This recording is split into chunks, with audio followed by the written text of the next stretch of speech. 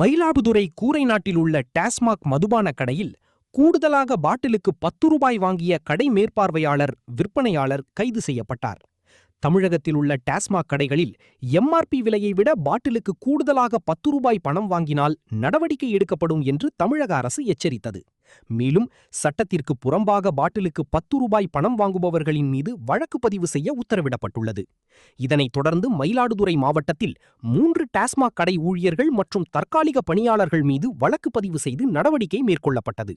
இந்த நிலையில் மயிலாடுதுறை கூரைநாடு டாஸ்மாக் கடையில் பாட்டிலுக்கு 10 ரூபாய் கூடுதலாக சட்டத்திற்கு புறம்பாக வாங்குவதாக மயிலாடுதுறை டவுன் ஸ்டேஷன் பகுதியைச் சேர்ந்த செல்வேந்திரன் என்பவர் அளித்த புகாரின் பேரில் விசாரணை மேற்கொண்ட மயிலாடுதுறை போலீசார் டாஸ்மாக் கடை மேற்பார்வையாளர் மற்றும் விற்பனையாளர் ஆகிய இருவரை கைது செய்தனர். இதனால் டாஸ்மாக் கடை மூடப்பட்டது. இருவர் மீதும் வழக்கு பதிவு செய்த போலீசார் காவல் நிலைய பிணையில் விடுவித்தனர்.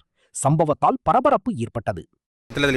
ஒரே 140 ரூபாய்க்குள்ள சரக்கு 150 ரூபாய்க்கு வாங்குறாங்க, இவங்க 160 ரூபாய்க்கு வாங்குறாங்க.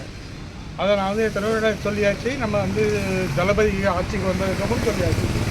சொன்னதுக்கப்புறம் அதை தான் பண்ணிக்கிட்டு இருக்காங்க.